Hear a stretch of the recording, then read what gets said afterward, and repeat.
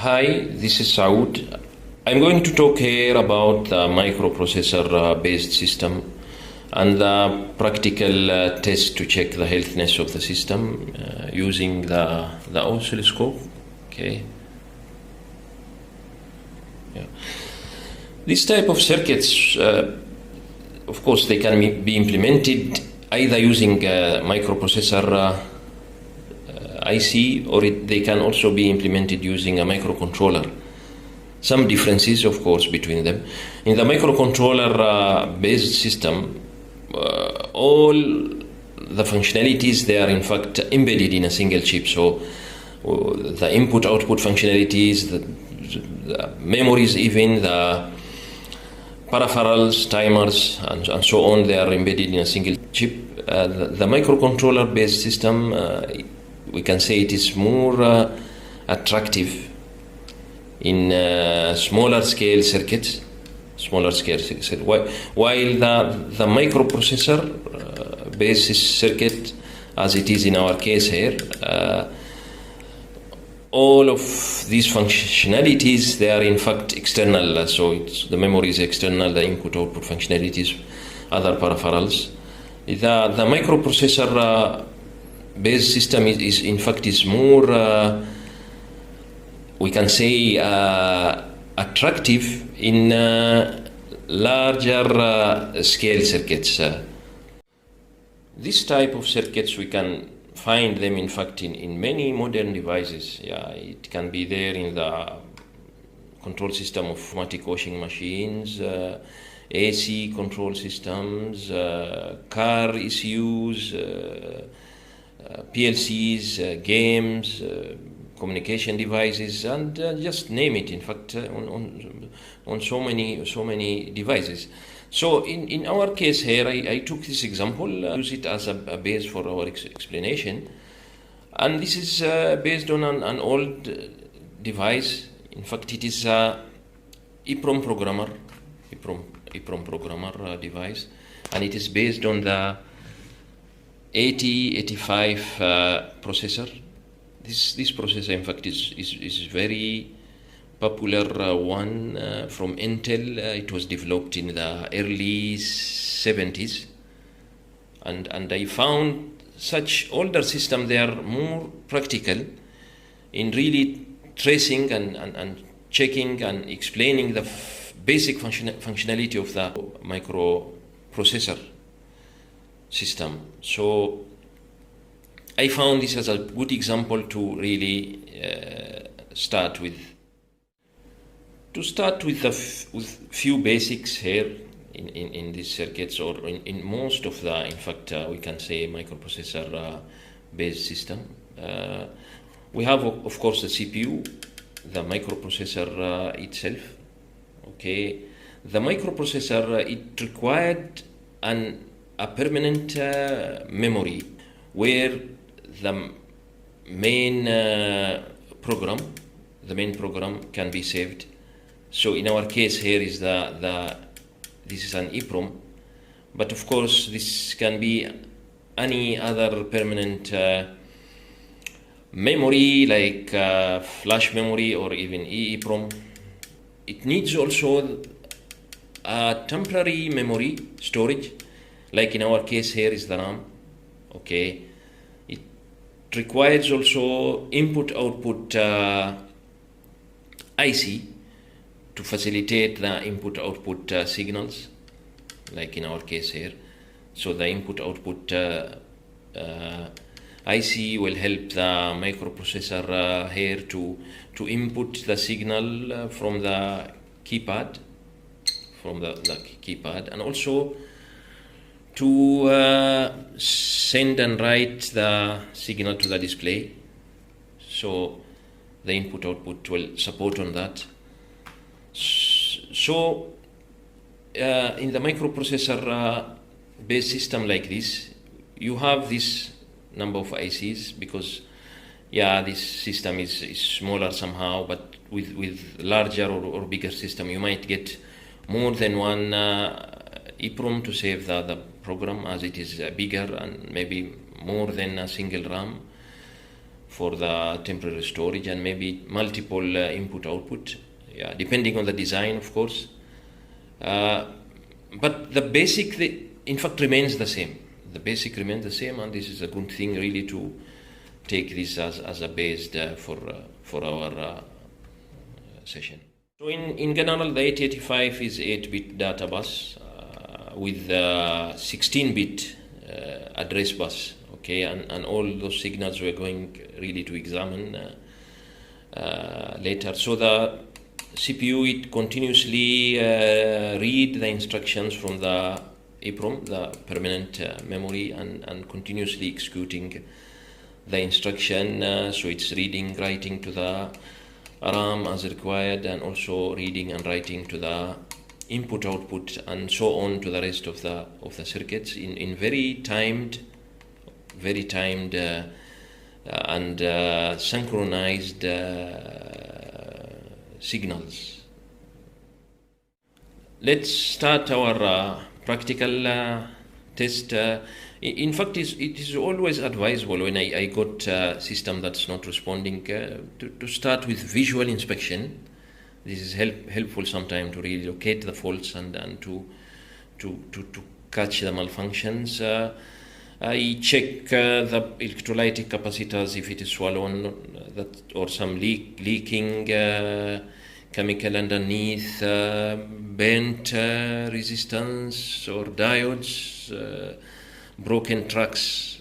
I can use a magnifying glass if required, otherwise it's okay. So this is always helpful really to locate few, failures in any circuits, not only in the microprocessor or in digital, even analog circuits, power supplies, to have some visual inspection. Then next step, we start checking the power supply to the system. Of course, the power supply, if it is not available or if it is not healthy, then system is not going to respond anyway. So the power supply is the first step that I really need to check it whenever I got some non-responding device. We are going to use the multimeter in this case. That's the best to check the power level, and we connect the negative lead of the multimeter to a common reference ground on the circuit, like this one. The same should be applied also to the oscilloscope grounding. Ground should go to the ground reference. That can be anywhere in the circuit. In fact, it can be even sometimes the negative lead of some capacitor, or a place where I know that's a common ground for the circuit. Okay. In the case of 8085 processor, the voltage requirement, as you know, is 5 volt. Of course, this can be different with some modern processors that can be 3.3 volt or 1.75 volts. Okay, that's applied on pin 40 of the 8085, the power. So yeah, it is 5 volts, so that's okay. The same way I can check also the RAM, and it's 5 volts. Okay, the same for the EEPROM. Yeah, 5 volts, good. Even the input output I see to check is good, 5 volts. That's common anyway, yeah. And good next step is really to check that this power is clean and free from ripples and from noise and spikes. So the best device to do that with is the oscilloscope. Okay, so I set it to 2 volt per division, so I expect it's 5 volt to have 2.5 divisions. So I'll apply the oscilloscope probe to the same pins, the microprocessor pin 40. Yeah, good, that's good, 2.5. So every division is 2 volts, so I have 2, that's 4, and then half division, that's 1 volt. Yeah, it's clean. Yeah, so there's no, in fact, spikes there. So this is good step also to confirm that the power supply, like in my case here, the power supply source is from the AC to DC adapter. It can be sometime external board, or it can be built in on the same board. So the power supply healthiness is a must to be confirmed. Second to check is the clock signal. Okay, the clock signal is really a primary parameter on every microcontroller or microprocessor system. So it's very important really to check that it is really healthy and it is within the right frequency. Our crystal chip here, it is at frequency of 4.91 megahertz. It's almost, we can say it's 5 megahertz. The 8085 CPU, in fact, it divides that clock input by 2, and it is using that new frequency internally, and it is outputting that through pin 37. Okay, we can use the data sheet and pin out as a helpful tool also to really locate the pin out of the microprocessor or in fact any IC. Okay, so pin 37 is the output of that. Let's start and plot the clock frequency input to see how healthy it is. Yeah, it is very good, clean waves. Okay, I'm setting my timing here to 0.1 microsecond. Okay, per division. So 1 cycle occupying 2 division. So 2 multiplied by 0.1 is 0.2. 1 over 0.2 is 5. So it's correct. It's 5 megahertz. So this is oscillating at the right frequency. We'll check also the pin 37, the output. Okay. Good. Yeah, it's a square wave output. Good.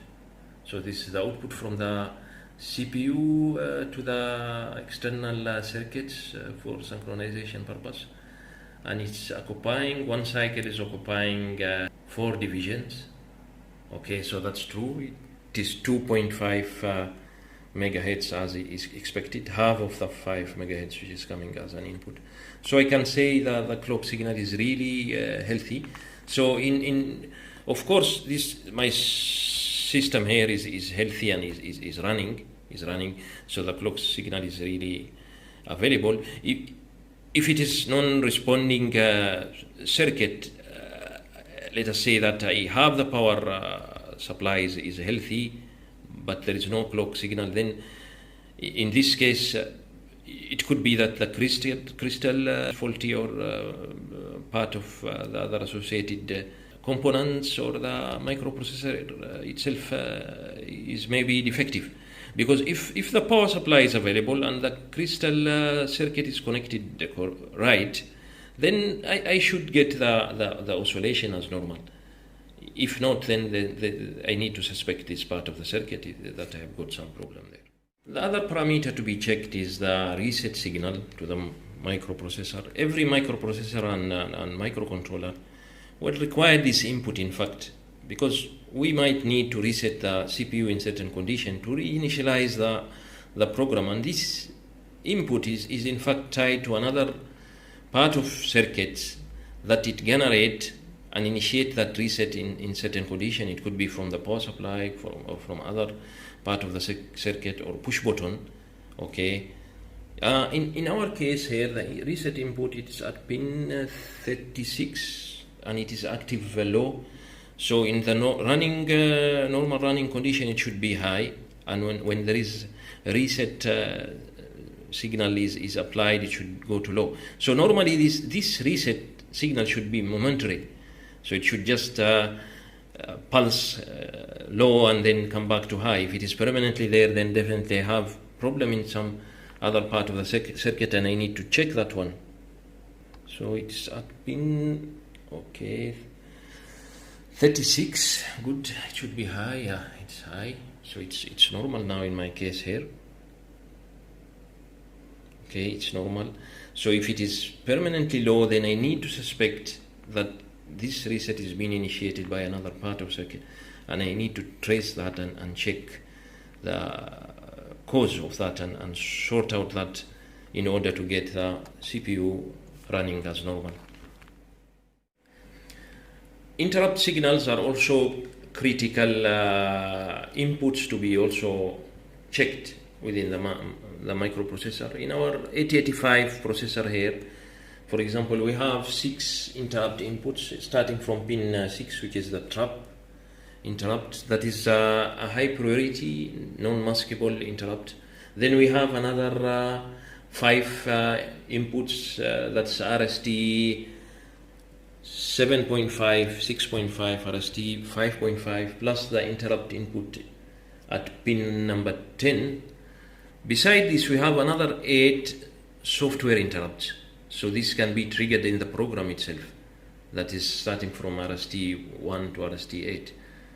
So the interrupt inputs, they are supposed to be also in the right level, on the right times, to allow the CPU to normally execute the main routine.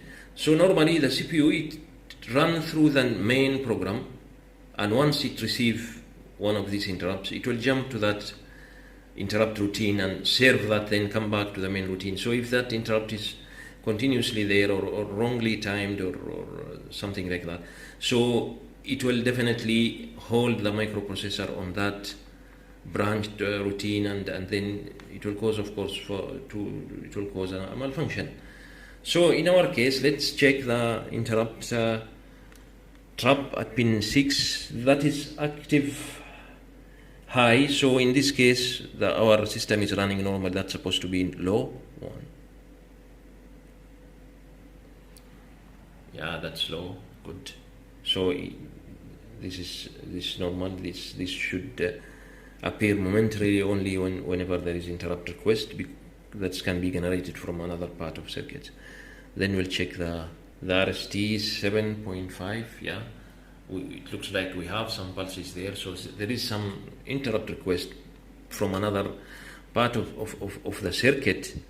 Okay, and that's okay, because it will serve that interrupt. This is at low frequency already, so it will serve that interrupt, and then easily it can come back to the main routine, and that should be under control. Then, yeah, 6.5. Yeah, the interrupt. Yeah, it's low. Pin 10. So, yeah, interrupt signal, they are normal. So this can be also a cause of problem sometime if it is in wrong time, or if it is continuously exist as an input. So it is advisable always to also verify the interrupts input to the processor. Finally, we reach to the most important signal to be checked within the microprocessor system. That is the data and address activity on the CPU bus. With the 8085 processor, as we just mentioned before, this is an 8-bit data bus, 16-bit address. Okay, with the limited number of pins, which, as you know, this is 40 pin, to achieve and improve the addressing capacity. So the 16-bit address, it is being divided to 2. We have the high order address part, and then the low order address bus. In the low order address bus, that is in fact multiplexed with the data bus. So both data and low order 8-bit address, they are in fact moving through the same pins. Okay, so in this case, number of pins in the high order address, they are used in fact simply to select the chips. So it selects the IC. It could be the in our case here, the EEPROM or the RAM or the input output or other chips which is need to be selected by the microprocessor. So that is to select the IC to be read or written. Then the 8 low order address plus few of the high order address. They're used to address the internal memory locations and the cells. So that's the way how the CPU really keeps addressing every IC. Therefore, to achieve the 16-bit address bus, the CPU will require another IC, that is the 373. This is octal latch. So this is the one which is going to latch the address information at the right moment. But it required another command and control signal from the CPU to tell it at what moment the address is available. That's what we call the address latch enable. At pin 30, that's true. So this is the address latch enable output going to the 373. Okay, let's check it there. Also, it is supposed to be at pin 11 as an input to this IC. Yeah, correct, it's there. So by this control signal, the CPU will keep telling the 373 at what moment the address information is available in the bus, and then this IC is going to latch it and combine it back with the 16-bit address bus. So simply, if we check the signal, how it looks like, this is how it looks like, the mixed signal, both of course address and data, input output is available there. So this is how it looks like. So with 373 we have those signal as an input to the 373 also, as you can see here. Then we have the output, which is the address only, because the output is going to be now already latched as address and separated from the data. This is how it looks like. It's much simpler than that signal. So this is the output again. Yeah, this is the input, this is the output, and so on. So by the signal shape, I can easily know that the 373 is really doing its function and doing the separation. Yeah, because the output signal shape is a little bit much simpler because it contains only one type of information. The data signal also supposed to be available in the EEPROM and the RAM and the input-output IC. So yeah, that's available. This is the data signal. As you can remember, this is where we get them from the output, multiplex data and an address together. So they're going as an input also to the